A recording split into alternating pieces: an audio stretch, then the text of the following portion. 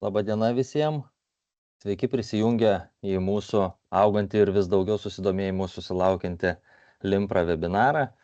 Ir šiais metais jau paskutinį kartą skiriame dėmesį eksportui.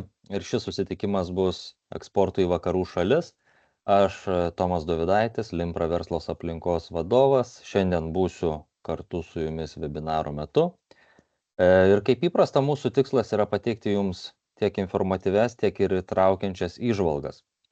Bet prieš pradedant mūsų webinarą, aš visų jūsų prašau, kad turėtume sklandų susitikimą išjungti mikrofonus ir vaizdo kameras. Taip pat informuojame, kad šis renginys yra įrašomas. Visą renginio įrašą ir pranešėjų skaidres galėsite rasti šiek tiek vėliau renginiui pasibaigus Limpra svetainėje, renginių skiltyje. Kiekvienas pranešimas truks apie 20 minučių. Pranešėjams galite drąsiai užduoti klausimus, rašant juos į chat skiltį Teams platformoje, arba galite paspausti ranką ir mes po pranešimo pakviesim jūs ir galėsite užduoti klausimą gyvai. Tai šiandien vertingomis įžvalgomis su mumis pasidalins Lietuvos komercijos atašė Nyderlanduose Julijus Glebovas, Vokietijoje Arūnas Šarka ir Prancūzijoje Daiva Kirkilaitė Šetkutė. Jūs pristatymuose sužinosite šiuo metu vyraujančią ekonominę situaciją, BVP, kitus esminius rinkos rodiklius, taip pat esminės tendencijas ir veiksmus matomas iš verslų ir vyriausybės, žinoma, galimybės ir iššūkius, kurie yra aktualūs mūsų verslams. Iš ties su nekantrumu laukiame visų pranešimų, ir šiandien, kaip minėjau, pradėsime nuo Nyderlandų apžvalgos, kurią pasidalins Lietuvos komercijos atašė Nyderlanduose Julijus Glebovas. Visus kviečiu aktyviai įsitraukti, drąsiai užduoti klausimus ir išsakyti savo komentarus, pastebėjimus bei nuomonės. Tai Julijau, prašau, pasidalinkite savo prezentaciją ir pradėkime šiandienos susitikimą. Dėkui, Tomai, labas rytas visiems. Kaip tik mačiau čiate įrašą, ar visi turite garsą, tai bent jau aš tikrai Tomą girdžiu. Viskas tvarkoje ir tada galbūt, jeigu ten bandom tada dalintis savo prezentaciją ir važiuoti su pranešimu. Kol kas rytas Nyderlanduose apsiniaukęs, stipriai lyja, bet tai, kaip sakant, nei kiek neįtakoja turbūt tų ekonominių veiksnių, nors, kaip sakant, galbūt vis dėlto ir tam tikrų niuansų, apie tam tikrus niuansus aš galėsiu ir tiesa pakalbėti. Kaip ir Tomas paminėjo trumpai, bet man labai džiugu, kad šią iniciatyvą Limpro vykdo jau nebeveik, o iš tikrųjų 4,5 metų. Visuose webinaruose, visuose tos, kurios organizavo Limpro, beveik teko dalyvauti kaip pranešėjų. Tai džiugu, kad tai turbūt yra viena iš nedaugelio mūsų verslo vykdomų iniciatyvų, tokių, kurios taip ilgai gyvuoja, ta prasme, kiek tai būtent susijęs su ta tokia elektroninė erdvė. Bet tai tiek galbūt apie webinarą patį iš savęs, bet visų pirma, galbūt pradėkime nuo skaičių ir kaip atrodo situacija tarp dvišalės ekonominės prekybos tarp Lietuvos ir Nyderlandų. Aišku, natūralu, kad šie metai dar nesibaigė, bet tam tikras išvadas ir tendencijas žvelgti jau galime.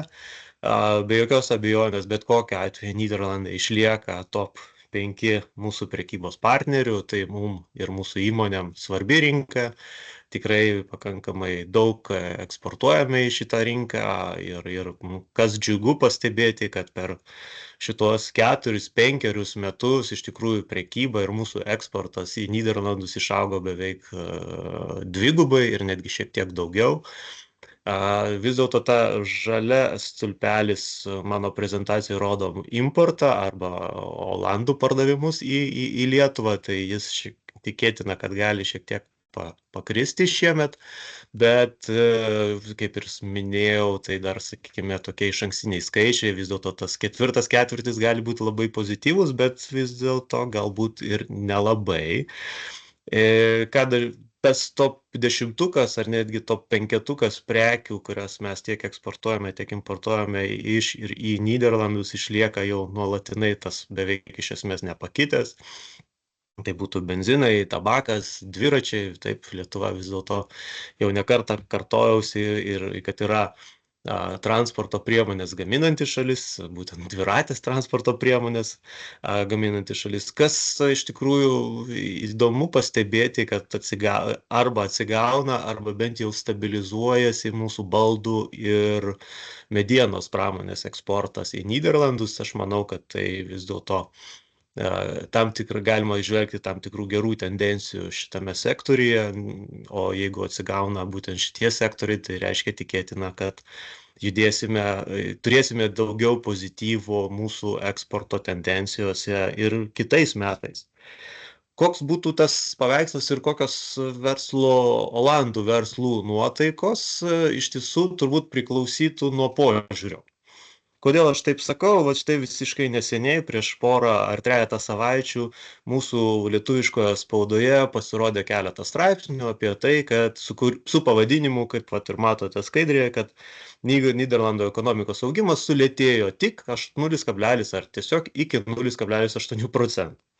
Lygiai ta pati žinia, originali žinia, jinai yra išėjusi iš Nyderlandų statistikos departamento ir Nyderlandų spaudoje, tiek anglakalbėje, tiek olandiškoje spaudoje buvo rašoma tiesiog, kad Nyderlandų ekonomika augo 0,8%.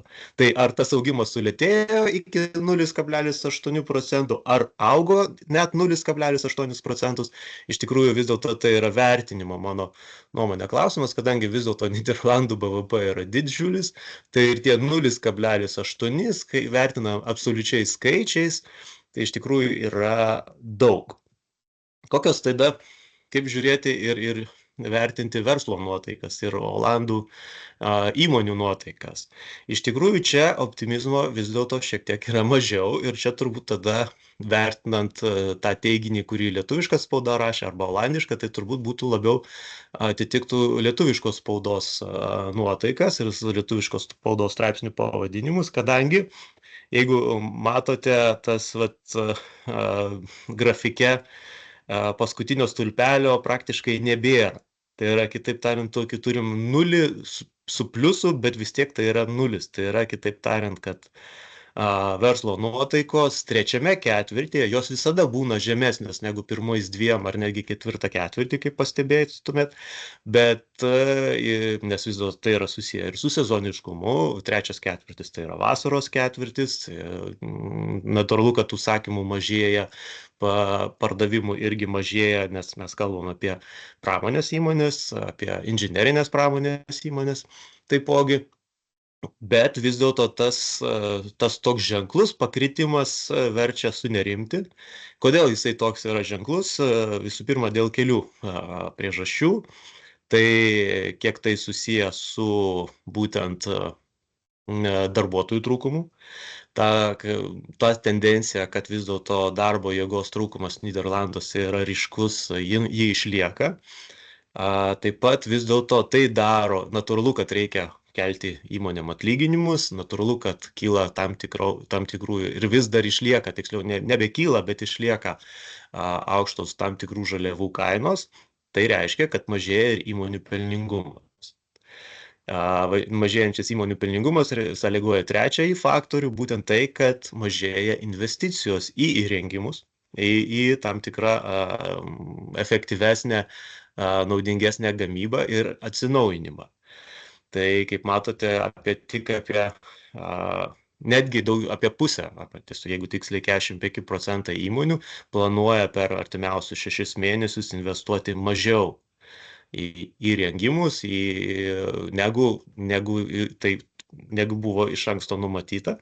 Tai Tai tos pirmosios tendencijos. Iš kitos pusės, jeigu mes žiūrim į finansinę padėtį įmonių, tai vis dėlto, kad vertinimas netgi labiau turbūt netgi ne reali situacija, bet lūkesčiai, tai vadinami expectations verslų, jie vis dėlto nuteikia pakankamai pozityviai. Kad vis dėlto žiūrima į ateitį, į 2025 metus pakankamai pozityviai, su didelė viltimi. Ir vis dėlto, nes matoma visų pirma, kad tą pelningumą pavyks stabilizuoti. Kainas jau po truputį, tas, sakykim, kainų augimas plokštėja ir dar labiau plokštės. Ir, žinoma, vienintelis dalykas, kas iš tikrųjų neraminant, tai būtent investicijos. Investicijos į įrengimus, į stakles, į tam tikrus kitus komponentų dalis, tai šitoj vietoje iš tikrųjų yra tam tikrų baimių. Bet yra dar vienas dalykas, iš tikrųjų, kad jeigu mes kalbam apie, ir čia reikėtų labai pabrėžti tą dalyką, jeigu mes kalbam apie eksportuojančias įmonės, tai yra įmonės, kurios eksportuoja, ir už tai man labai bus smalsu vėliau pasižiūrėti, ką mano kolegos pasakos apie Prancūziją, Vokietiją, nes tai yra būtent vienas iš pagrindinių Nyderlandams eksporto rinkų. Tai būtent Olandų įmonės, tos, kurios eksportuoja apskritai, jom vis dėlto tie lūkesčiai yra daugiau negatyvūs negu pozityvūs, bet tos įmonės, kurios dirba su vietinėje rinkoje, jos gyvena, sakykime, turi daugiau pozityvumo. Ir dar trečias dalykas, kas yra svarbu, kad atsargos arba tas vadinamas, nes visada nuolat gaminama kažkiek tai, taip vadinkim, taip į sandėlį, tai kad ta gamyba į sandėlį turi tendenciją mažėti. Tai reiškia, kad jeigu tos rinkos eksporto rinkos atsigaus, natūralu, kad gamyba gali labai staigiai vėl šoktelti į viršų ir tai būtų tam tikros vėlgi galimybės ir mums, ir mūsų įmonėms. O tai, kad apie ką aš kalbu, kad vis dėlto, kai žiūri tą bendrą tendenciją ir tas visuomenės nuomonės ir pardavimus, tai iš tikrųjų tas vidaus vartojimas ir į vidaus vartojimą nukreiptos priemonės, jos yra pakankamai pozityviai nuteikiančios ir matom tam tikras teigiamas tendencijas, kiek tai susijęs su vidaus rinka ir su pačiais Olandais, o vis dėlto, Olandija, nepamirškim, nors, kaip aš mėgstu sakyti, pagal plotą 2 kartus mažesnė negu Lietuva, bet pagal gyventojų skaičių, pagal potencialių pirkėjų skaičių, tai yra 6 kartus daugiau. Tai yra beveik, jau nebeveik, o jau iš tikrųjų 18 milijonų gyventojų. Ir tai vis dėlto tam tikrų tendencijų galima išvelgti tiek ir statybų sektoriuje, kadangi būstų kainos toliau auga, tiek ir visuomenės vartojime, nes vartojimas iš tikrųjų toliau auga ir kyla.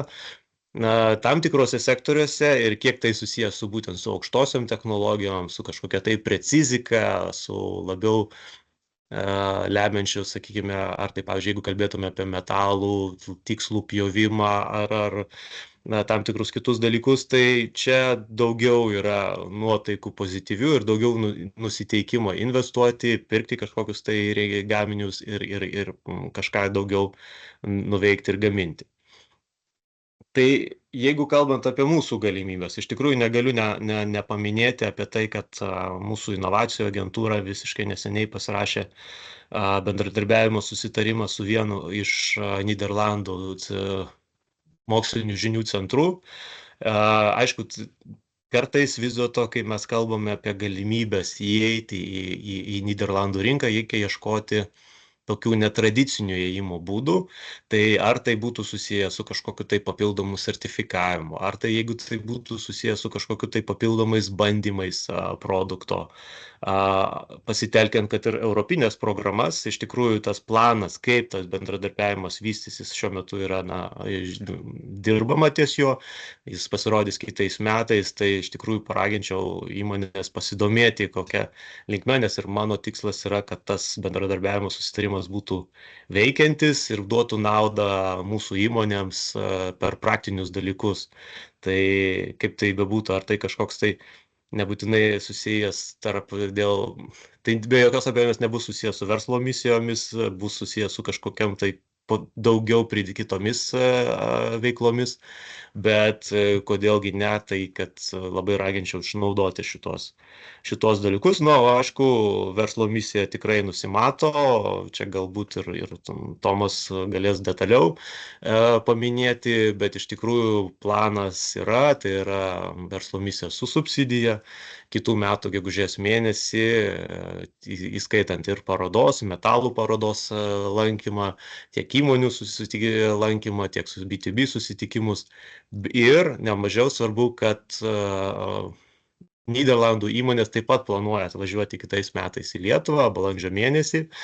Kol kas jos indikavusios, kad jos labiausiai domintų automotive sektorius pas mus Lietuvoje, bet kadangi tai viskas dar tik tai šviežia, mes tik tai prieš savaitę galutinai sutarėm, kad reikia tokią veiklą daryti, ne vien tik tai Lietuvos įmonėm važiuoti į Nyderlandus, bet ir Nyderlandų įmonėm atvažiuoti į Lietuvą.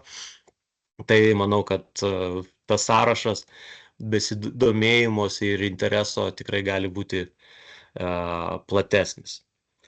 Na ir iš tiesų, kaip aš ir pradžioje minėjau, man jau 4,5 metų tenka dalyvauti šituose seminaruose, todėl labai džiugu, kad ta iniciatyva lieka, visi mes tobulėjame, štai matot nuotrauką, kaip atrodė mano pirmoji prezentacija jums prieš 4,5 metų, tai iš tiesų buvo daug labai skaičių ir mažai kažkokių tendencijų, dabar yra visai kitoks vaizdas, tai aš manau, kad ateityje norėtųsi, kad šita iniciatyva išliktų ir kad mes daugiau matytume to tokio bendro pasikalbėjimo tarp mano jau kitų estafetį iš manęs perėmančių, nes aš savo kaip komercijos atašė veiklą jau netrukus baigsiu ir turbūt matysimės jau tik tai kitose veiklose, nebent. Tai ką, dėkui ir laukiu klausimų. Ačiū Julijau už pristatymą. Iš ties, kaip ir minėjo Julijus, jau sakant, finišo tiesioje jam Nyderlandų srityje. Tai ką aš galiu pasakyti iš asmeninio patirties, kad tikrai buvo ir yra gerai dirbti. Daug ryšių, daug gerų kontaktų, daug gerų iniciatyvų yra iš Juliaus ir tikrai geras buvo juntamas aktyvumas. Tai tik tai nuoširdžiausias ačiū nuo Limpros bendruomenės ir visų įmonių. Tai manau tikrai Lietuva maža, pasaulis mažas, tai tikrai dar bus galimybių bendradarbiauti. Tai Juliau, o valstybė kažkaip reaguoja į tuos sulėtėjimus pelnų įmonių, nes man tai toks nuskambėjo dalykas, kad biški viskas lėtėja ir ar tik ten nesustos, tokia žinutė nuėjo.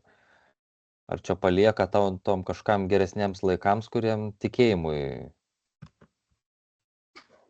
Nu, iš tiesų valstybė, kiek tai, pavyzdžiui, buvo susiję su aukštom energetikos kainomis, kiek tai buvo susiję su tokiais dalykais, kuriais tu gali per kažkokią tai mokestinės lengvatas, per kažkokias tai, tos vadinkim fiskalinės intervencijas, tai taip, valstybė reaguoja, bet kiek tai susiję su eksporto rinkomis, iš tiesų čia šioje vietoje, aš, pavyzdžiui, esu pastebėjęs tokią tendenciją, kad, pavyzdžiui, dažnai Olandai, mes kaip regionas Baltijos valstybės ir už tai tų kontaktų vėl po truputį atsinaujina ir jų daugėja, kad sakoma, kad mes jau atsikandom, mes jau pabandėm važiuoti į tolimuosius rytus, Azijas ir panašiai, mūsų ten, čia Olandai taip sako, mūsų ten nesupranta, mes ten nesuprantam verslo logikos, rizika didžiulė, mes eisim į Baltijos šalis, mes eisim čia į Europą, tai to tokio aktyvumo aš matyčiau yra iš verslo asociacijų, iš verslų daugiau, O tai yra ir signalas valdžiai, nu, kad padėti verslam eiti į šitas rinkas. Tai iš tikrųjų kuo vis daugiau atsiranda visokių įvairiausių, nu, tų studijų, ten, analitikų, kas pas mus Baltijos šalyse vyksta, tai vat, ta pagalba yra iš esmės labiau tokia, vat, per žinias, per analizę ir vat, taip, o kaip to išsivystysis ir kaip toliau žiūrėsim. Bet manau, kad tendencijos bendradarbiavimui prekybiniam yra labai didžiulės. Mhm. Ačiū, Juliau. Kitas klausimas, kaip ir sakėt, nueinat nuo komercijos atašė Nyderlanduose. Kaip dabar, kas buvo įpratę pas jūs, pavyzdžiui, kreiptis pagalbos, kontaktuoti, kaip dabar įmonės turėtų elgtis, kada bus naujas ir pereinamajam laikotarpį, ką rekomenduotum daryti? Supratau, Tomai. Iš tiesų, naujas kolega mano atvažiuos tik tai kitų metų pavasario pabaigoj. Jeigu neklystu, nu, per tą laiką, ko gero, nežinau, teks būti kūrybiškiems ir kūrybingiems, ką mūsų verslas tikrai moka. Ir tikrai žino, ir iš tiesų, matau, kad tu jau iš karto klausė, kas čia per paroda gegužę. Tai aš ir pavadinimą parašiau ir nuorodą įmečiau, tikrai rekomenduočiau vienaip ar kitaip atvykti. Prieš savaitę vyko visai kita paroda, tai man tiesiog net atsitiktinai teko sutikti mūsų įmonės tenai, tai aš matau interesą ir matau tą savarankišką interesą. Čia kažką atrasti partnerius, tai tiesiog raginu nenuleisti rankų ir išlaikyti tą, kaip sakoma, keep the pace. Mhm. Gerai, ačiū Lietuvos komercijos atašė Nyderlanduose Julijui Glebovui už pranešimą ir iki kitų susitikimų, Julijau, tada. Iki. Gerai. O dabar kviečiu Lietuvos komercijos atašė Vokietijoje Arūną Šarką. Žinome, kad Vokietija labai po padidinamu stiklu visoje Europoje ir pasaulyje. Praeitą savaitę turėjom JAV komercijos atašė pranešimą, tai irgi ten po padidinamu stiklu paminėjo Vokietiją. Tai iš ties, Arūnai, laukiam jūsų įžvalgų ir minčių. Prašau. Ar matot skaidrę? Labas rytas, Tomai. Dabar tik ekraną matom. Tik ekraną matot. Gerai.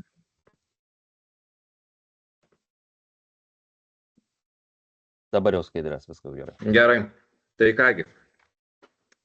Visada, kai šnekėdavau apie Vokietiją, labas rytas pirmiausia, tai visiems aišku, visada bandydavau kažką papasakot, padėliot. Šį kartą nusprendžiau viską padaryti kitaip. Surinkau informaciją iš trečiųjų šaltinių, nes pastoviai mane Inga komercijos atašė bardavo, kaip tu čia visą laiką įmonėm teiki tokią bjaurią informaciją, kad Vokietijoje viskas tai blogai, negerai ir panašiai. Gerai, galvoju, nebeskaitysiu tokių pranešimų ir padarysiu pranešimą taip, kaip iš tikrųjų yra trečiuose šaltiniuose. Tai klausimas iš tikrųjų, kuris kyla Vokietijoje, ir jis yra labai paprastai, labai daug nagrinėjamas, tai laikinai susilpnėjusi ekonomika ar krizė Europos širdyje.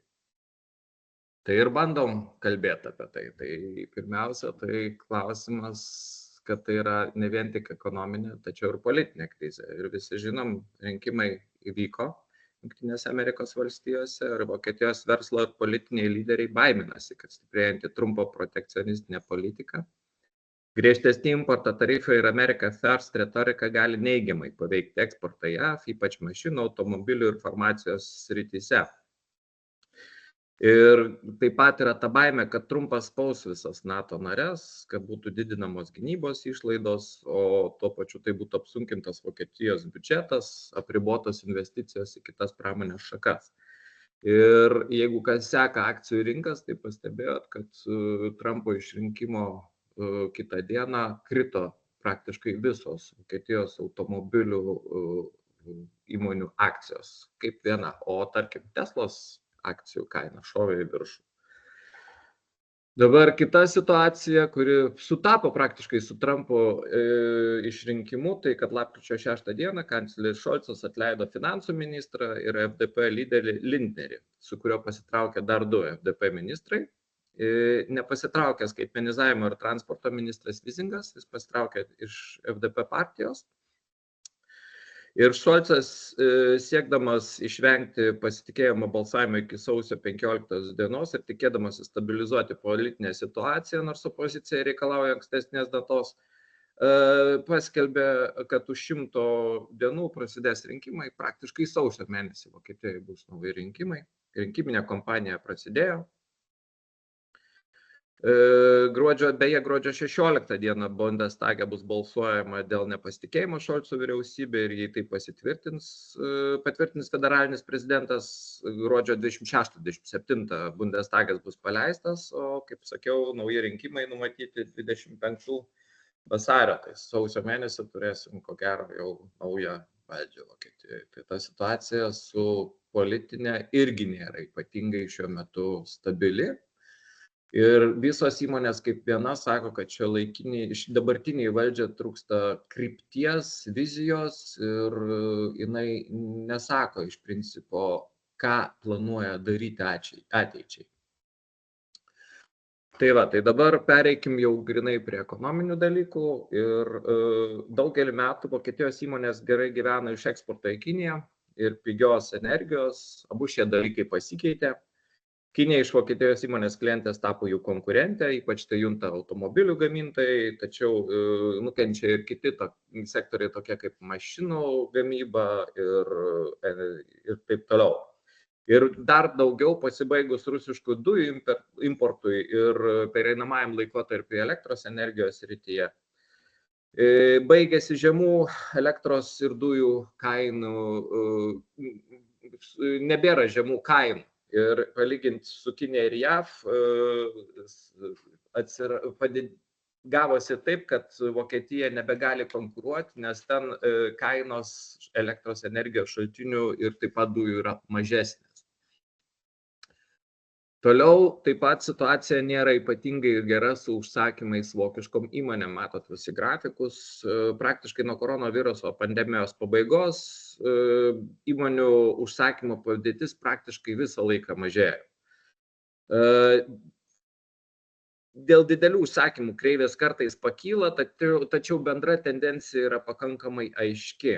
Ir yra toks Vokietijos užsakomas indeksas ir buvo IFO apklausa instituto rodo ypatingai didelį skaičių įmonių, kurios skundžiasi užsakymų trūkumu. Ta prasme, Vokietijos įmonės nebeturi tokių užsakymų kaip anksčiau. Panašūs skaičiai buvo tik tai per 2009 metų krizę ir spalio užsakymų stygiumi skundėsi 41,5% apklaustų įmonių, kai Liepa buvo tik 39,4%. Taip pat pastebimai mažėja gamyba pati, ypač daug energijos naudojančioje pramonėje, ji vis labiau mažėja, kritimas aiškiai atpažįstamas nuo 2022 metų vasario mėnesį, prasidėjus Rusijos puolimui Ukrainoje, dėl kurio Vokietijoje smarkiai išaugo energijos kainos. Šnekėjau vakar su vienu iš stambiausių Vokietijos banko atstovų, tai tokia nuotaika ganėtinai įdomi, sako, taip mes turėsim išsaugoti metalo liejimo įmonės, ThyssenKrupp, pavyzdžiui, visiems gerai žinomas, bet kiek mes jų išsaugosim, čia kitas klausimas, nes mums reikia jų kariniai gamybai, bet greičiausiai kita dauguma taip nepasakė, bet galėjai suprasti, kad ko gero jų gali ir nebelikti. Dabar pati simpatiškiausia skaidrė šiais metais, Tomai, tai jau matai, man atrodo, kuri man labai patinka, kuri atspindi iš tikrųjų visą Vokietijos automobilių pramonę. Gamyba galbūt vėl kažkiek pamažu atsigauna, tačiau yra dar gerokai mažesnė nei ankstesniais metais. Ir taip atrodo Vokietijos automobilių pramonė, o iš tikrųjų dar truputį papasakosiu tam tikrų dalykų apie Volkswageną, nes ko gero Volkswagenas sėtinas su didžiąja dalim automobilių, Vokietijos automobilių pramonės. Darbuotojų tarybos teigimu, Volkswagen planuoja plataus masto restruktūrizavimo priemonės, kurios apima ir gamyklų uždarimą ir 10 000 darbo vietų Vokietijoje panaikinimą. Yra kalbos, kad valdyba nori uždaryti mažiausiai 3 Volkswageno gamyklas ir planuoja sumažinti likusių gamyklų darbuotojų skaičių. Pavyzdžiui, lapkričio 23 dieną, šeštadienį, nepaisant darbuotojų pasipriešinimo, Volkswagen laikosi savo planų uždaryti gamyklas Vokietijoje. Turim sumažinti savo pajėgumus ir pritaikyti prie juos prie naujų realijų. Welt am Sonntag laikraštis sakė Volkswagen ženklo vadovas Tomas Šeferis. Tai apima tiek komponentų gamyklas ir automobilių gamyklas. Ir paklaustas apie Volkswageno, ar galima, jam užduotas klausimas, ar galima apsieiti be gamyklų uždarimo, jis atsakė, šiuo metu mes tokių galimybių nematom. Ir ko gero, automotyvas patiria pačią didžiausią krizę ir jinai yra didesnė negu pas Vokietijoje. Ir tai yra ne vien tik Volkswageno situacija, tai yra ir kitų automobilių gamintojų. Ir kai mes buvom būtent ICB parodoje, konferencijoje, ICB tai yra Volkswageno tiekėjų konferencija paroda, tai susitikimuose su labai dideliais automobilių gamintojais išgirdom tokią tendenciją, kad Volkswagenas neturi naujų projektų. Jie neplanuoja nieko iki 25-27 metų ir praktiškai didelės įmonės galvoja tik apie restruktūrizavimus, kurios tiekia kažką Volkswagenui ir gal kalba apie tai, kad stagnacija išliks dar 2 metus, nuo 2 iki 4 metų. Ar stagnacija, ar kaip geriau tą žodį pasakyti, sunku pasakyti, tačiau situacija nemato jie tam tikro greito kilimo. Ir kaip tik kita skaidrė apie tai sako, trečiąjį ketvirtį bendras vidaus produktas šiek tiek padidėjo palyginti su antruoju ketvirčiu, netikėtai vokiečiam 0,2%, tačiau būtų per anksti šį nedidelį augimą vertinti kaip vilties spindulėlį. Viena vertus netikėta trečio ketvirčio padidėjimo perspektyva iškėlė tai, kad antrojo ketvirčio duomenys buvo gerokai patikslinti žemyn. Kita vertus, tai neturėtų užgožti to fakto, kad ekonomika jau kurį laiką stovi vietoje, aš gal taip pasakyčiau, jinai neskęsta, kaip daug kur yra sakoma, bet stovi vietoje. Ir Vokietija, taip labai gražiai pasakius, iš Europos ekonominio lokomotyvo virsta stabdžių kaladėlė. Ir vargu ar kokia kita eurozonos šalis auga šiuo metu lėčiau. Ir yra prognozė, Europos komisija prognozuoja, kad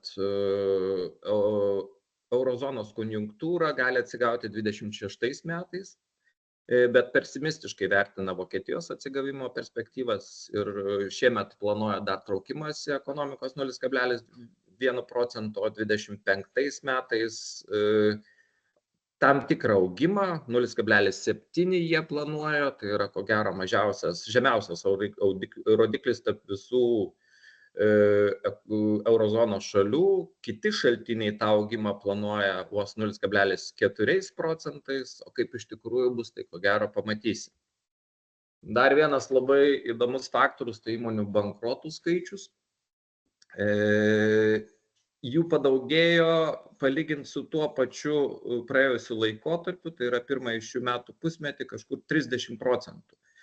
Tai reiškia, kad šis skaičius pasiekė aukščiausią lygį per beveik 20 metų. Ypač nukentėjo tos stambios įmonės ir apie tai, ko gero, daug ir sakyti nebereikia, kai grafikai labai aiškiai visą tą parodo. Pradėjo augti po truputį nedarbas. Dar negalima sakyti, kad jisai auga, tačiau tendencija kaip ir į tą pusę. Spalio mėnesis buvo daugiau nei 180 000 kartų didesnis nei tą patį praėjusių metų mėnesį. Laisvų darbo vietų skaičius taip pat mažėja.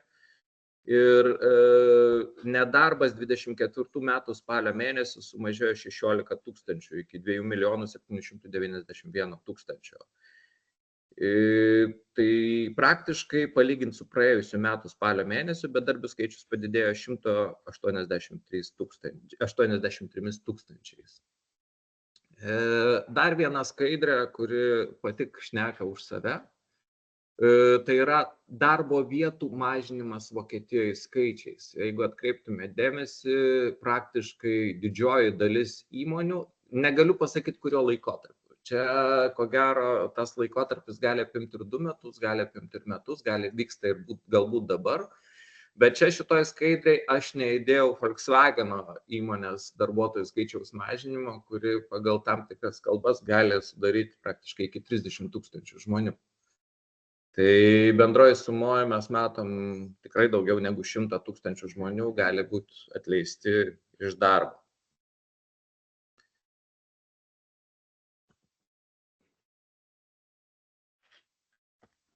Užstrigo skaičių. Atsiprašau. Kažkaip mano skaidrės užstrigo.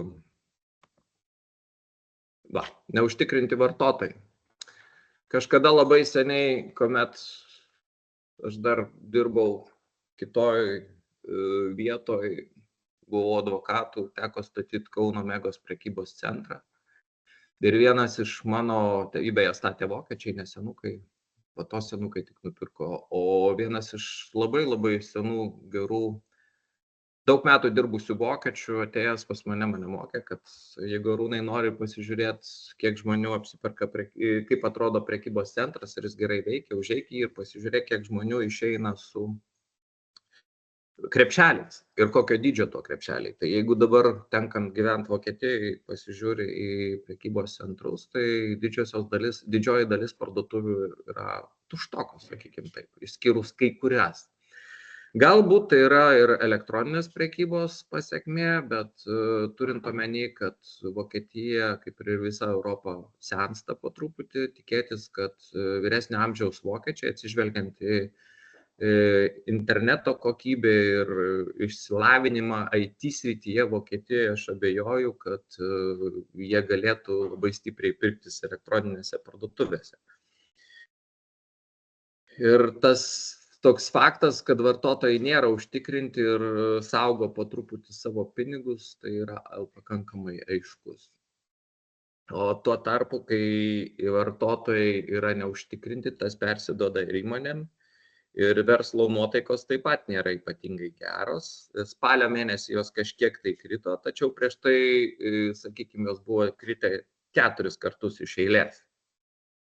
Dabar pateiksiu pasaulio augimo prognozes ir tarkim, jeigu 25 metais atkreipkite dėmesį į skaičius, čia ir Amerika, ir Japonija, ir Kinija, ir Europos visa teritorija ir kaip matot, Vokietijos augimas yra 0,8, čia pažymėtas, yra žemiausias iš viso, sakykime, tų šalių, kurios yra šitame grafike.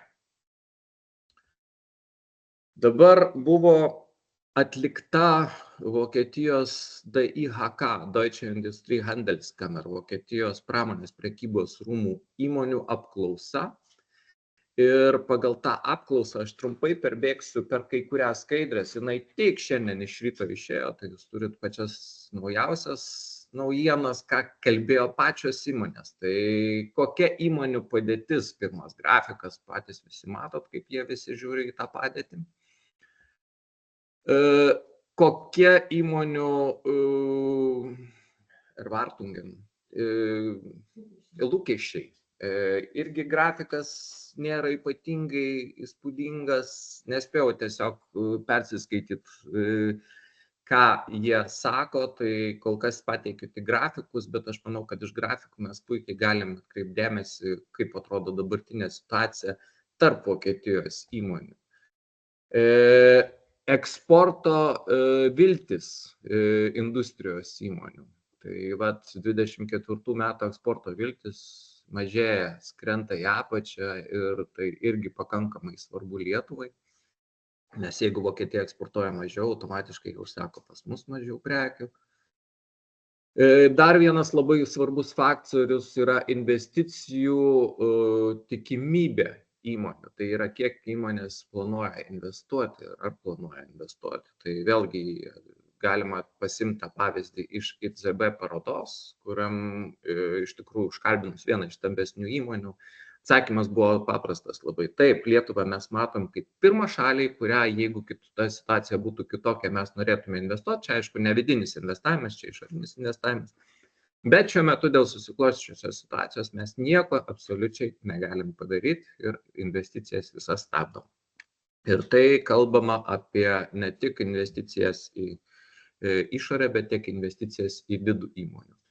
Ir dabar čia yra įmonių požiūris į pagrindinės rizikas pagal sritis. Tai pirma yra industrija, antra yra statyba, trečia yra prekyba ir ketvirta yra paslaugos. Tai praktiškai, jeigu paimti industriją, vidinė paklausa, politinė situacija, darbo kaštai ir energijos kaštai. Ir visos šitos, sakykime, pagrindinės dalys atsispindi visur praktiškai. Tik jos gal kiek keičiasi pagal tai, kokia industrijos šaka tai yra. Tai va taip atrodo Vokietijos įmonių apklausa. Dar čia šiandien atbėgus tik į darbą kolegė davė labai simpatišką žemėlapį. Jo aš nespėsiu, ko gero, ir padaryti, dar nespėjau. Tai labai įdomus kai kurie dalykai yra, kad, tarkim, pagal Vokietijoje ir Lietuvoje moterų dirbamų darbo valandų skaičių, Lietuva su 38,7 valandom per savaitę yra tarp pirmaujančių, Vokietija turi tik 30,6 darbo valandas per savaitę. Ir inovacijos, vėlgi, Lietuva užima tikrai aukštą pakankamai vietą pagal, tarkim, reguliacinius barjerus. Tai mes 15, o Vokietija gerokai žemiau, nes tų reguliacinių barjerų labai daug. Tai ko gero tiek.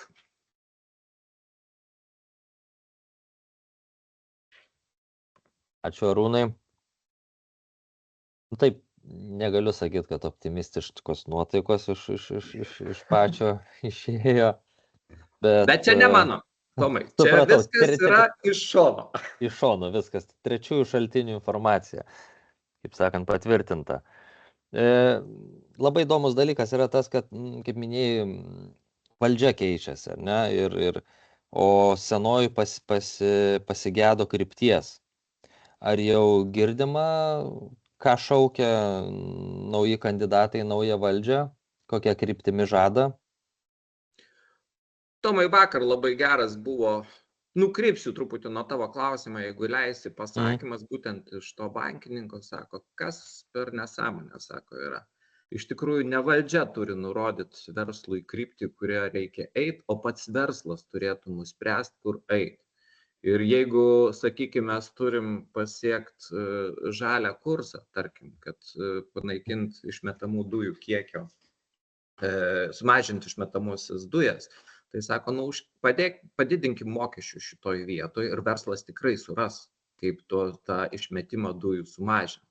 Tai iš tikrųjų Vokietija, ko gero, pasidarius tokia labai biurokratinė ir per valdžios prizmą reguliuojama šalis, absoliučiai viską, kas liečia. Sakykime, tas pats Volkswageno problema Lietuvoje, jinai būtų sprendžiama ko gero kitaip. Ta įmonė bankrutuotų arba būtų didžiulė restruktūrizacija. Vokietijoje, kadangi Vokietijos valdžia turi akcijų, jinai bando ją gelbėti. Ar tai teisinga? Nežinau, bet yra dar ir kitas dalykas, nepamirškim, kad Vokietija turi 80 milijonų gyventojų virš. Ir jie vis dar labai turtingi, tą reikia pripažinti, ir jie labai paskutiniu metu stipriai verkia, gal taip, tie ekonomikos skaičiai nėra geri, bet vokiečiai turi dar iš ko atsikelti. Ir turi iš tikrųjų iš ko pradėti keltą ekonomiką. Arūnai, dar turime porą klausimų. Tai Rokas klausia, kokie ekonomikos skatinimo veiksmai numatyti, jei yra tokie. Ar ką nors girdėjai? Aš dabar nenoriu šnekėti apie senus, nes nežinau, kas bus, kai ateis nauja valdžia, tai apie tai norėčiau šnekėti jau pirmam ketvirtį kitų metų arba pirmam pusmetį, kada mes jau darysim, nes buvo seniai, bet jie nebuvo iki galo įgyvendinti. Turime dar Rasos klausimą, ar yra šiuo metu vystomų Vokietijoje didelių energetinių projektų? Regionai, įmonės, iniciatyvos? regioniniai energetiniai projektai.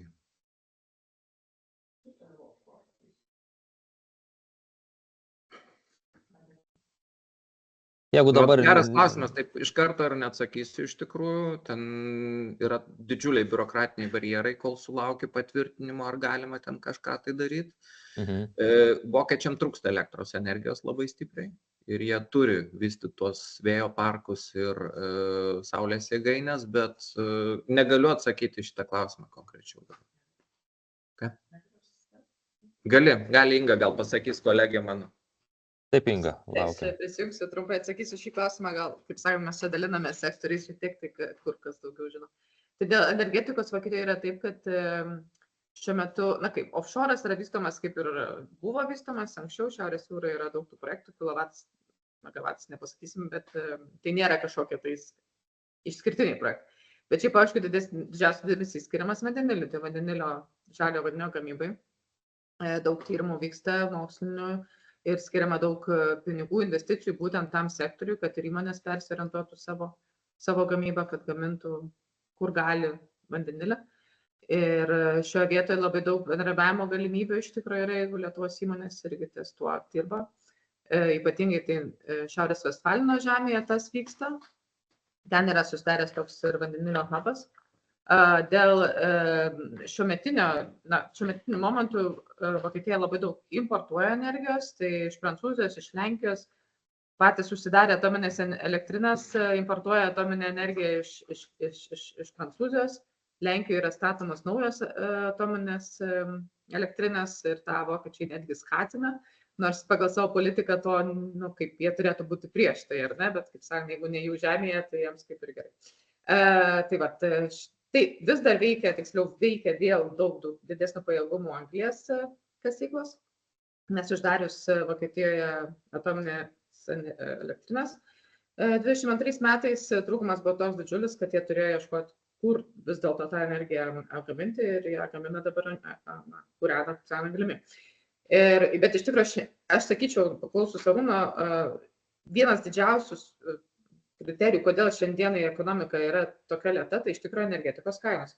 Nes jeigu energetika pabrango 5, kitą kartą 10 kartų, tai normalu, kad įmonės susiduria su sunkumais. Nežinau, ar girdėjau, bet kaip tik vakar paskelbė, kad ThyssenKrupp žada per ateinančius 5 metus sumažinti savo darbuotojų skaičių 10 000. Tai reiškia, didžiulis skaičius, o jeigu ThyssenKrupp, ką jie daro Vokietijai, tai jie... Metalo liejimas. Metalo liejimas, ar ne, kur labai energijai imlus procesas. Taip. Tai dėl to jie tikrai turi daug skirti dėmesio energetikai ir manau, kad nauja vyriausybė tikrai ties tuo ir dirbs. Šiaip, jeigu rinkimus laimės konservatoriai, tai mes tikimės daugiau dėmesio ekonomikai, didesnio, taip sakant, jos stimuliavimo. Jie bent jau tą žada, daug, kaip sakant, bando bent jau šiuo metu prisitraukti tos rinkėjus, matyt, per tai.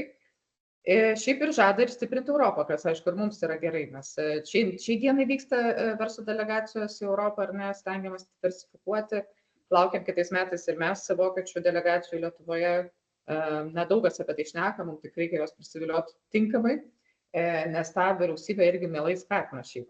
Tai manau, kad tas nesibaigs, skatins ir toliau. Tai dėl konkrečių kažkokių instrumentų matyti tada kitais metais, kaip Arūnas sakė. Ačiū, Inga. Ir dar vienas dalykas, Tomai, informacija įmonėm, iš tikrųjų Hanoverio paroda, į kurią planuoja atvažiuoti, viena iš pagrindinių temų yra vandenilis. Tai kas norit su ta tema susipažinti, Hanoverį savo užsirašykit, viešbutį imkit dabar jau, nes po to jo nebebus, arba kainos bus kosminės ir važiuokit, nes vandenilis ir dirbtinis intelektas bus dvi pagrindinės temos, esminės temos Hanoverio paroda. O Arūnai, dar trumpai klausimas. Ar galvoja, kad gal skatint karo pramonę, nes Vytenis klausia, gal skatinant karo pramonę, ekonomika atsigautų? Ar tai kaip opcija galvojamas, kalbama garsiai? Kalbama garsiai iš tikrųjų apie tai, bet žinot, ką reiškia skatinti karinę pramonę. Mes turim karinę pramonę, tankus skatinsi, bet nuo to automobilių gamyba tikrai neatsigaus. Tai turint omeny, kad va, šitie didieji gigantai, liejyklos, jos mažina darbuotojų skaičius, jų užteks galbūt tik kariniai pramoniai, bet kai bus automobilių gamyba, sunku pasakyti iš tikrųjų dabar čia tas. Taip, karinė pramonė labai stipriai važiuoja Vokietijoje į priekį, didžiuliai užsakymai, nespėja gaminti. Ko gero, tai yra tas sritis, kur mes galim bandyti ją įsiterpti. Reikėtų nepamiršti, kad kai ko gero galbūt ir laikinas sritis, dabar šiuo metu tai yra bumas, bet tas laikinumas yra po 10-15 metų, jeigu karas šiuo metu pasibaigtų, kalba eina netgi apie tokį laikotarpį. Ir iš tikrųjų saugokit dabar esamus savo klientus, bandykit siūlyti jiem naujoves. Vokiečiai yra labai konservatyvus naujovių atžvilgių, kam kažką kurti, jeigu gerai veikia senas dalykas, bet įtikinus į ekonominę naudą galima tą pakeisti, galima pasiūlyti savo produktus ir tikrai atsiranda įmonių, kurios visgi investuoja, ta pati kosmoso pramonė, po kosmoso parodos mes turim labai įdomių žingsnių ir iniciatyvų būtent su Lietuva. Ten yra dar pinigų projektinių, kurias galima bandyti dirbti. Tai yra, aišku, sudėtinga šaka, reikalaujanti ilgų metų investicijų, bet jos po to atsiperka, jeigu pasiseka. Būtent su tuo sąryšiu ir Gedimino klausimas, ar yra esminių tų ženklų matymas, kad stagnuojant ekonomikai vokiečiai daugiau kalba apie tą automatizavimą ir naujų technologijų integravimą bei darbuotojų paslaugų mažinimą? Kalbėt kalba. Bet nuvažiuoja į įmonę ir matai, kaip viskas daroma rankiniu būdu. Ne visos. Sutinku, kad tai yra labai diferencijuota. Yra įmonės, kurios iš tikrųjų labai stipriai yra sudėti robotai, viskas veikia tvarkingai. Ta pati automobilių pramonė iš tikrųjų, bet pagal tai, kiek jie galėtų dar labiau automatizuoti, tai tikrai šitoj vietoj mūsų įmonės turi didelės galimybės, kur galėtų jiem jau padėti, netgi pasiūlyti sprendimo variantus. Tik sakau, patekti kitų sprendimo priėmėjų yra labai labai nelengva. Pratom. Ačiū Lietuvos komercijos atašė Vokietijoje Arūnui Šarkai pranešimą. Ir turime judėti tolyn ir kviečiu Lietuvos komercijos atašė Prancūzijoje Daiva Kirkilaitė-Šetkutė.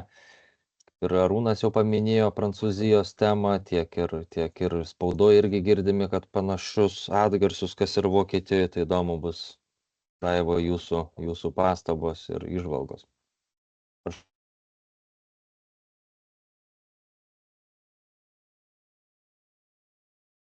Daiva, jūsų negirdime, jūs esate užsitildžiusi mikrofoną.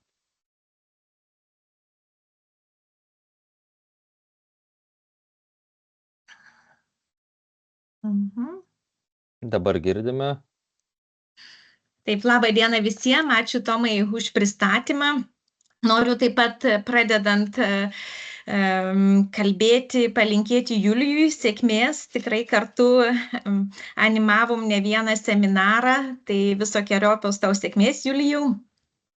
Ir gal tada pradėsiu dabar papasakoti šiek tiek jums apie Prancūziją ir kuo gyvena ši šalis.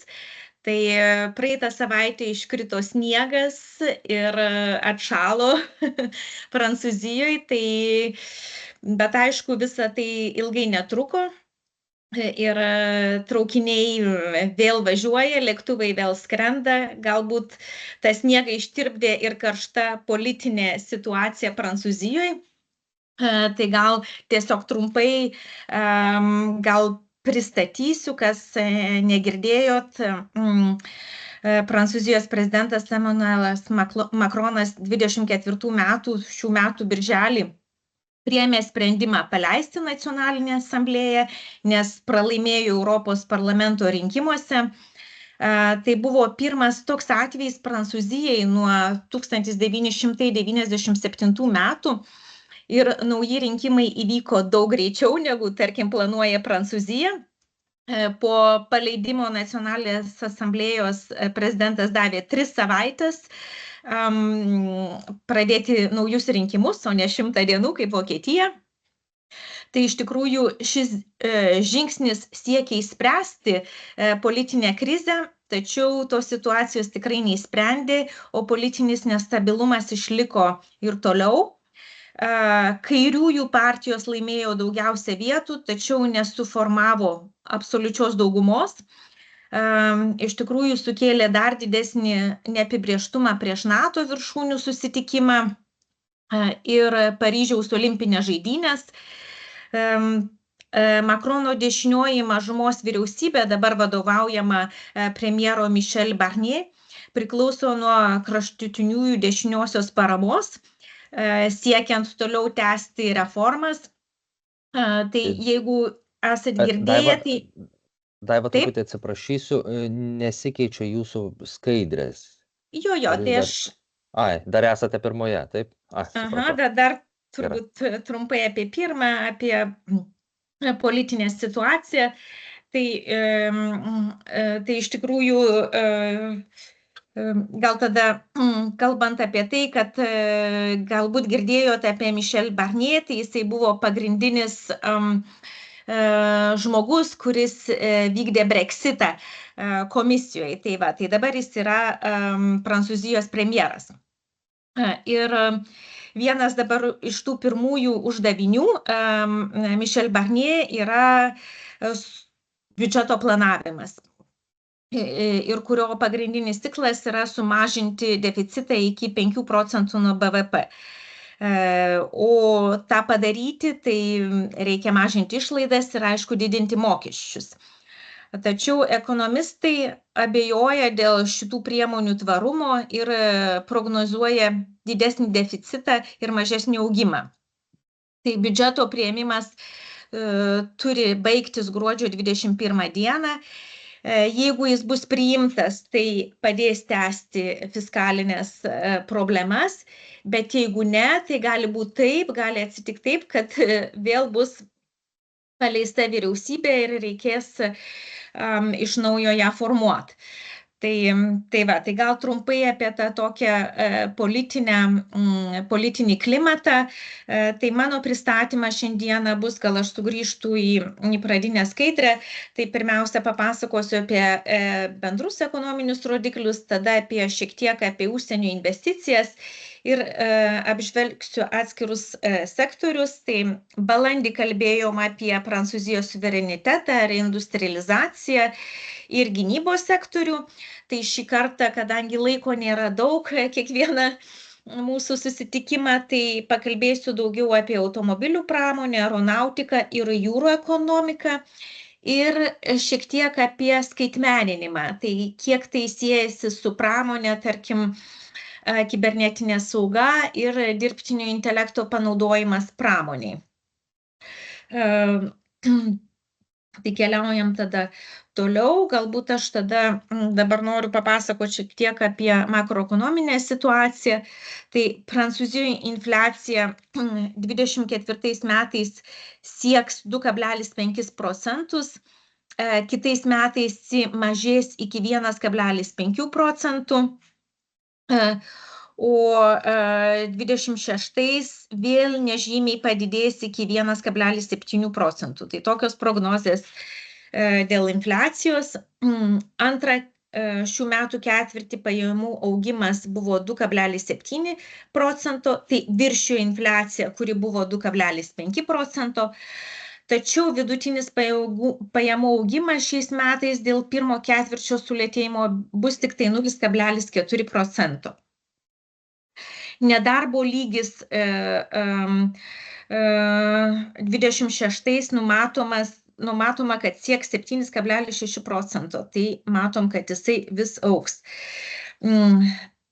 Paryžiaus olimpinių ir paralimpinių žaidynių teigiamas poveikis padidins BVP ir tikimasi, kad 24 metais BVP augimas bus apie 1%.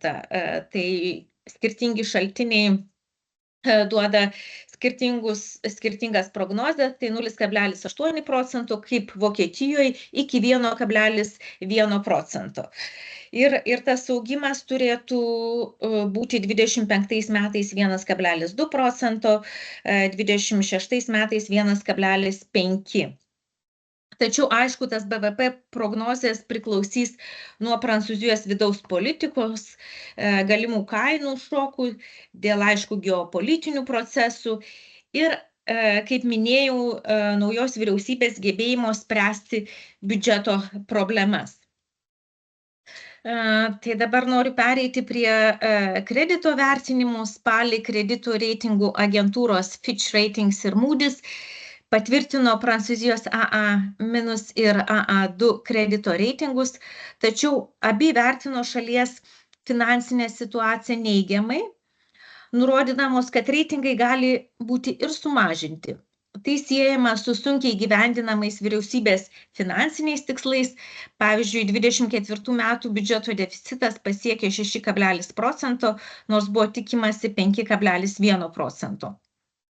O Fitch prognozuoja, kad 25 deficitas vis dar bus 5,4%. Rinkos vertinimai taip pat rodo riziką. Spalio pradžioje Prancūzijos 5 metų obligacijų palūkanos viršijo Ispanijos ir Portugalijos, ką investuotojai vertino kaip rizikingesnį finansinių įsipareigojimų vertinimą. Tai pagrindinis Prancūzijos vyriausybės biudžeto tikslas yra sumažinti deficitą iki 5% nuo BVP ir mažinti, aišku, valstybės skolą, kuri pagal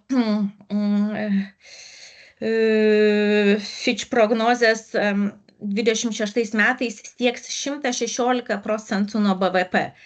Ir tam pasiekti vyriausybė pristatė 60 milijardų eurų vertės mokesčių ir išlaidų reformų paketą, kuriame numatytos priemonės, kurias matote skaidriai, aš jų nevardinsiu. Bet iš tikrųjų galbūt yra tas pozityvumas, kad yra dešiniųjų vyriausybė, kad tikrai nebus ypatingai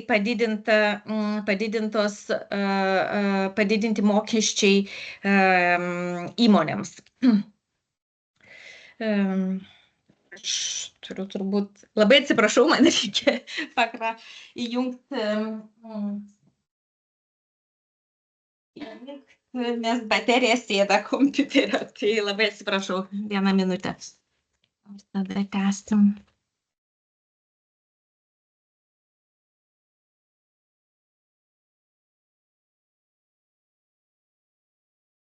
Dabar gal norėčiau labai trumpai apie reindustrializaciją, tai apie kurią jau kalbėjau praeitą seminarą, bet procesas, kuris prasidėjęs po COVID pandemijos ir geopolitinių iššūkių, dabar yra šiek tiek sulėtėjęs, bet vis dar išlaiko tą teigiamą balansą. Tarkim, šių metų pirmąjį pusmetį atsidarė 36 pramonės objektais daugiau negu užsidarė. Tačiau jeigu lygintumėm su 23 ir 22 metais, tai teigiamas balansas buvo mažesnis, nes 23 buvo 176 objektais daugiau atsidarė, o 22 189. Sparčiausia reindustrializacija vyksta pietiniuose Prancūzijos regionuose, kur teigiamas balansas siekia 40, o šiaurės regionuose priešingai užsidarė 9 objektais daugiau negu atsidarė. Taip pat žaliosios pramonės sektoriuje atsidarė 17 objektų daugiau nei užsidarė, o transporto sektoriuje užsidarė 7 objektais daugiau. Tačiau šiame sektoriuje vis tiek atsidarė 11 naujų objektų. Tai rodo, kad pagal atsidariusių objektų skaičių transporto sektorius yra 4. pagal aktyvumą, ypač dėl žaliųjų projektų, tokių kaip Billy-Berclau baterijų gigagamyklos. Tai pagal France 2030 planą valstybė įsipareigojo iki 30 metų skirti 57 milijardus eurų įvairiems projektams. Iš jų jau suteikta 27 milijardai eurų, o planas remiasi 6 pagrindiniais svertais. Tai pirmiausia, užtikrinti patikimas kritinių medžiagų tiekimo grandis ir sumažinti priklausomybę nuo importo. Taip pat užtikrinti sėkmingą elektros detalių gamybą ir iki 30 metų padvigubinti elektroninių detalių gamybos pajėgumus ir sėkmingai diegti pramonės 4.0 sprendimus. Taip pat dėmesys skaitmeninėms technologijoms, švietimas ir talentų ugdymas, startuolių ekosistema, tikslas užtikrinti, kad bent 100 naujų pramonės objektų atsirastų kasmet ir siekis buvo iki 25 metų turėti 25 vienaragius. Jau šis tikslas yra pasiektas ir viršytas, nes jau šiais metais jau turim 30 Prancūzijoje vienaragių. Ir taip pat didelis dėmesys mokslui bei tyriamai moksliniai plėtrai. Tai va, čia galbūt matysite ir industrializacijos dinamiką, aš neapsistosiu prie šitos skaidrės, jūs turėsit pristatymo skaidrės ir galit matyti pagal skirtingus sektorius, kaip vyksta industrializacija Prancūzijoje. Tai raudonai matot sektorius, kuriuose gamyklos susidaro, ir žaliai matot sektorius, kuriuose atsidaro. Taip pat pagal regionus. Tai galbūt svarbu tą matyti. Gal tada trumpai noriu pereiti prie investicijų. Ir galbūt tas irgi parodo, kaip gyvuoja Prancūzijos strateginiai sektoriai ir pramonė. Tai 23 metais užsienio kapitalas įsigijo 135 strateginės įmonės Prancūzijoje, palyginti su 31 2022. Šias investicijas galima suskirstyti į 3 pagrindinius sektorius, tokius strateginius, tai gynyba, civilinė sauga, viešoji tvarka, taip pat infrastruktūra ir komunalinės paslaugas. Tai strateginių sektorių pavyzdžiai apima daugiausiai aeronautiką, civilinę apsaugą, skaitmeninį saugumą, dirbtinį intelektą, robotiką, puslaidininkius ir svarbių žaliavų perdirbimą. Prancūzija ir toliau išlieka labai turbūt patraukliausia šalis Europos Sąjungoje užsienio kapitalui. 23 metais pritraukus investicijas į 1194 projektus, nors palyginti su 22 metais šis skaičius šiek tiek sumažėjo. Bet visgi 76% verslo lyderių vertina Prancūzijos perspektyvas teigiamai, o šių investicijų vertė viršijo 15 milijardų eurų. Be to, žaliosios rinkos sektoriuje užsienio investuotojai 24 metų pirmąjį pusmetį investavo beveik 1,5 milijardo eurų į 79 projektus. Nors investicijos sumažėjo lyginant su praėjusių metų rodikliais, aktyvumas šioje rinkoje išlieka didesnis nei prieš 22 metus, o transporto sektorius sulaukė didžiausių investicijų, iš kurių virš 400 milijonų buvo skirta elektromobilių įkrautuvių tinklui. Dabar norėčiau galbūt pereiti prie automobilių pramonės, ir čia vyksta reikšmingi pokyčiai, kuriuos simbolizuoja legendinių Renault 4 ir 5 versijos. Jau jos yra tik elektrinės. Ir palyginti su 23 metų pirmuosius 2 ketvirčius lengvųjų automobilių pardavimai augo kiekvieną mėnesį iki rugpjūčio. Tačiau 3 ketvirčio pardavimai buvo ženkliai žemesni. 24 metų sausį pardavimai šiek tiek viršijo net ir 21 ir 22 metų rodiklius. Tai kaip ir toks ir geras ženklas. Tai tarkim, jeigu Alpin 23 metai buvo itin sėkmingi ir pardavimai išaugo 22%, tačiau Stellantis grupės pardavimai Europoje 24 metų spalį sumažėjo 17% lyginant su 23 metais. Ir rinkos dalis nukrito nuo 17,4% iki 14%. Nepaisant to, tarkim, Peugeot modelių pardavimai išaugo 12,5%, o Fiat pardavimai smuko beveik perpus. Renault išlieka stabili, šiais metais naujų automobilių registruota beveik 1 milijonas, o spalį pardavimai sumažėjo 1,5%. Tačiau rinkos dalis išliko nepakitus, yra 11%. Tai žalieji projektai, tokie kaip baterijų gamyklos, įkrovimo stotelių plėtimas ir toliau sudaro didžiąją dalį sėkmingai vykdomų pramonės projektų. Visgi naujame biudžete paramos žalios automobilistikos plėtrai bus sumažinta perpus, kas nėra labai geras ženklas, įskaitant ir ekologinius bonusus asmenim perkantiems elektromobilius ir tiesioginę paramą ekologinėms įmonėms.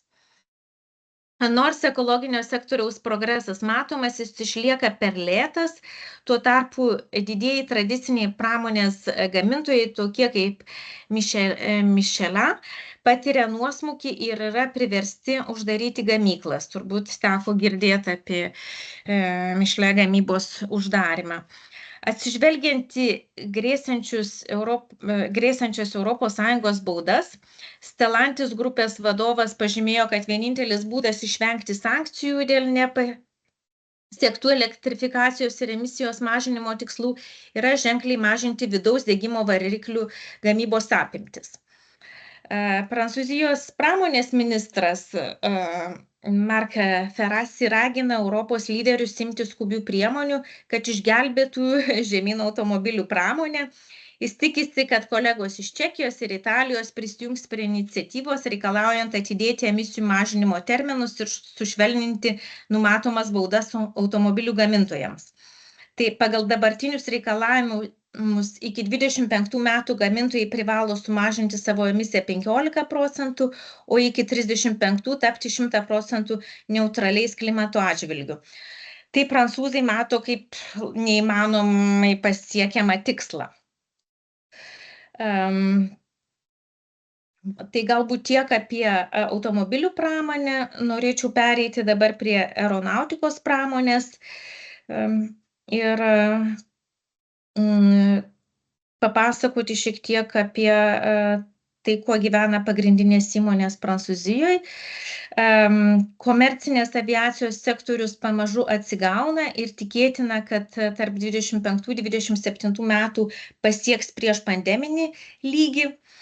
23 metais siauro fiuzeliažo orlaivių rinka pasiekė 84% 18 metų apimties, tačiau plataus fiuzeliažo orlaivių sektorius atsiliko ir pasiekė tik tai 60% apimties 18 metų.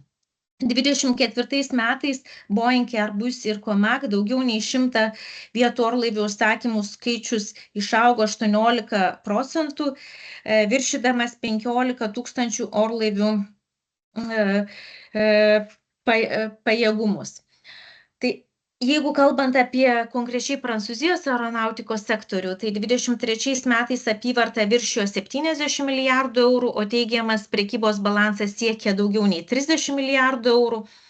Airbus planai iki 26 metų kas mėnesį pagaminti po 75 A320 orlaivius buvo atidėti metams. Safran jau 3 metus iš eilės demonstruoja daugiau nei 10% pajamų augimą, o analitikai skaičiuoja, kad gamintojo pelno marža viršija 50%. Tai variklių užsakymai šiuo metu Safran įmoniai sudaro daugiau nei 10 000 vienetų, kas atitinka 6 metų gamybos pajėgumą. Dassault gamybos sektorius demonstruoja augimą ir kompensuoja silpną gynybos sektorius kompensuoja silpną civilinį sektorių ir gynybos orlaivių užsakymai pasiekė rekordinę 41,1 milijardo eurų sumą, tačiau verslo orlaivių užsakymai išlieka perpus mažesni nei prieš pandemiją. Tai va, ką kolegos čia iš auditorijos ir klausė, tai tikrai gynybos sektorius atsveria dabar civilinį sektorių ir čia matom pajėgumų didėjimą. Thales išlaiko dviženklę maržą, tačiau kosmoso pramonės padalinys išlieka vangus, kaip ir Airbus atitinkamas padalinys. Bendrai Airbus ir Thales gynybos bei kosmoso padaliniai praneša apie 3800 naikinamų darbo vietų, o 23 metų Airbus šio padalinio finansiniai nuostoliai viršijo 1,5 milijardų eurų. Tai aeronautikos sektorius taip pat turi technologinių iššūkių ir iš tikrųjų skaitmeninio saugumo stiprinimas yra labai svarbus ir 4.0 pramonės sprendimų integravimas į darbo procesus yra vieni pagrindinių veiksmų aeronautikos sektoriaus plėtrai. Tai čia taip pat buvo toks komentaras iš auditorijos, kad skaitmenizavimas, robotika ir dirbtinio intelekto sprendimai yra svarbus didinti našumą ir didinti konkurencingumą ir sektoriaus plėtrą. Tai šios tendencijos rodo, kad pramonė atsigauna, tačiau susiduria su reikšmingais iššūkiais tiek technologinėme, tiek rinkos lygmenyje. Čia matysit pagrindinius rinkos žaidėjus didžiausius. Šį kartą norėjau paliesti ir skaitmeninę pramonę ir pakalbėti galbūt šiek tiek ir apie kibernetinį saugumą ir dirbtinį intelektą. Tai labai svarbu, manau, paminėti, kad padidėjo kibernetinių atakų. 23 metais tokių kaip ransom atakos skaičius Prancūzijoje išaugo net 30% palyginus su 22 metais. Tai aiškiai rodo, kad inžinerinės pramonės įmonės privalo stiprinti savo kibernetinės saugos sistemą. Taip pat šnipinėjimo lygis išliko toks pats aukštas, tačiau vis dažniau taikiniu tampa privatų subjektai, įskaitant ir pramonės įmonės. Tai ANSSI, tokia kaip atitikmuo, kaip mūsų kibernetinio saugumo centras Prancūzijoje, rekomenduoja atidžiau stebėti tiekimo grandines ir skaitmeninės sistemas. Tai galbūt trumpai noriu irgi papasakot, kad praeitą savaitę su Investlit Lietuvoje dalyvavom Europiniai kibernetinio saugumo savaitėje REN mieste ir buvom susitikę su nemažai įmonių, kurios tikrai fantastiškai auga, nes, aišku, auga dėl to, kad situacija prastėja ir didėja kibernetinių atakų. Yra tai, kad jos tikrai labai greitai plečiasi ir galiu pateikti pavyzdį, kaip viena įmonė Prancūzijos antruose gyvenimo metuose jau pritraukė per paskutinį kapitalo pritraukimą, pritraukė 37 milijonus eurų. Tai smulki kibernetinio saugumo įmonė ir gyvuojanti tik 2 metus. Tai ir ką noriu pasakyti tai, kad tikrai pramonės įmonės labai diegia sistemas, kurios apsaugotų jas nuo kibernetinių grėsmių. Tai dauguma šitų įmonių tikrai mato galimybę plėstis Lietuvoje ir tai čia tiesiog trumpai informacija. Dabar, jeigu kalbant apie pramonę 4.0 ir toliau auga, remiantis 22 metų tyrimais, daiktų internetų tinklas, tas IoT, Prancūzijoje apjungė net 244 milijonus įrenginių, iš kurių didelė dalis pritaikyta pramoniai. Šitie daiktų interneto sprendimai leidžia siekti įrangos, sekti iš tikrųjų įrangos kokybę per visą jos gyvenimo ciklą ir optimizuoti tiekimo grandines, didinant efektyvumą ir tvarumą. Dirbtinis intelektas taip pat keičia pramonės kraštovaizdį ir 23 metais dirbtinio intelekto startuolių skaičius Prancūzijoje išaugo 24%, pasiekdamas 600 įmonių. Vyriausybė iki 25 metų numatė padėti 500 mažų ir vidutinių įmonių integruoti dirbtinį intelektą į jų procesus. Tai reiškia naujas galimybės optimizuoti gamybos procesus, tačiau tam reikia tinkamos infrastruktūros ir specialistų. Tai kelia nemažai iššūkių, tokių kaip technologinės pajėgos, talentų stygius ir, aišku, aplinkosaugos klausimai, nes skaitmeninis sektorius Prancūzijoje sunaudoja 10% visos elektros energijos. Tai kalbant apie dirbtinį intelektą, noriu dar pasakyti, kad Prancūzija siekia tapti Europos dirbtinio intelekto kompetencijų centru ir to siekia tikrai labai aukštų lygių. Noriu pasakyti, kad Makronas planuoja viršūnių susitikimą, kuris vyks vasario 10-11 dienomis. Kviečia į šį susitikimą 94 valstybių vadovus, tame tarpe ir mūsų prezidentą. Mes jau esam patvirtinę įmonių sąrašą, kurios stipriai dirba prie dirbtinio intelekto, kurios dalyvaus, bet šalia mes planuojame organizuoti renginį. Tai jeigu kažkas iš jūsų domisi šią sritimi, tai parašykit man atskirai, aš tada duosiu visą informaciją apie tai, ką mes organizuojam šalia to didžiulio samito, kuris vyks vasario mėnesį, kurį organizuoja prezidentas Makronas. Tai vat, galbūt trumpai apie tai. Ir gal tada čia pagrindinius žaidėjus matytumėt skaitmeniniai pramoniai.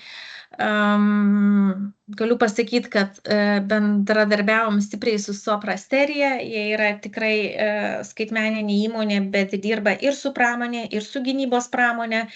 Tai užmegzti tikrai stiprus ryšiai ir jeigu kažką domintų, tai tikrai taip pat galėsim sujungti.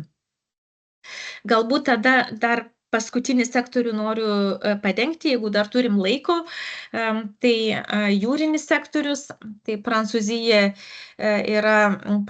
jūrinė pramonė apima laivų statybą, transportą, žvejybą ir energetiką, o jos teritoriniai vandenys antri pagal dydį pasaulyje. Tai 22 metais sektorius sukūrė 100 milijardų eurų, iš kurių 35% iš logistikos, o darbo vietų skaičius per 6 metus išaugo nuo 290 tūkstančių iki 388 tūkstančių. Strateginiai tikslai yra atsinaujinanti energetika. Iki 2035 metų planuojama pasiekti 18 gigavatų pajėgumą ir iki 50 metų 45 gigavatų pajėgumą. Laivų statyba, tai viena iš didžiausių gigančių yra Naval Group, kuri investuoja 200 milijonų eurų į gamyklų modernizavimą ir kuria naujas darbo vietas. Jeigu taip atsitiks, kad bendradarbiausim su Naval Group laivų statyboje, tai manau, kad bus darbo ir nemažai Limpros įmonėms šioje įmonėje. Tai, bet čia dar reikia sulaukti to etapo. Žalioji transformacija iki 50 metų siekiama klimatui, aišku, neutralios pramonės ir jūrų sektorius ne tik adaptuosis prie žalinimo reikalavimų, bet ir aktyviai formuoja ateities pramonės standartus, sudarydama sąlygas inovacijom ir bendradarbiavimą. Tai galbūt tiek. Aš čia jums taip pat į skaidres įdėjau pagrindinius renginius ir parodas, kurias jūs matysite, tai jų nekomentuosiu kol kas, jeigu būtų klausimai, galite arba man atskirai parašyti, arba pasižiūrėti internetiniam puslapį apie šias parodas. Tai galbūt tiek šį kartą, jeigu turėtumėt klausimų, tai klauskite. Galbūt tik tai viena tokia informacija. EDF yra energetikos įmonė, kuri galbūt žiūri į mūsų rinką. Jinai Prancūzijoje viena iš stipriausių energetikos įmonių ir organizuojam verslo misiją vasario mėnesį, tai jeigu kam nors įdomu, tai galite taip pat parašyti, suorganizuosim susitikimus ar per Limprą, ar kitaip. Tai galbūt tiek ir tada laukčiau klausimų diskusijai. Ačiū labai Lietuvos komercijos atašė Prancūzijoje Daivai Kirkilaitei Šetkutė. Daiva, o kaip su darbuotojais Prancūzijoje? Kas vyksta darbo rinkoje? Darbo rinka tai tokia, sakyčiau, galbūt stagnavusi, nes praktiškai tie įdarbinimai dabar labai nevyksta, tai labai trūksta talentų būtent diegti inovacijas, tarkim, arba dirbti su skaitmeniniam technologijom, dirbtiniu intelektu ir kitais. Tai va situacija tokia, kad valstybė siekia investuoti, kad užtikrinti trūkstamų kompetencijų rinkoje. Bet rinka labai sustojusi, ta prasme, įmonės netveria tų naujų darbo vietų ir kaip matėt, kai kur tikrai mažinamas darbuotojų skaičius. Labai tikimasi, kad įmonės sieks produktyvumo daugiau ir kad tas jas išgelbės. Tai vat galbūt trumpai tiek. Nežinau, ar atsakiau į klausimą. Taip, viskas gerai. Ačiū. Artėjant mūsų webinarui jau į pabaigą, pagal suplanuotą laiką, noriu visiems padėkoti prisijungusiems už įžvalgas, patarimus, tendencijas.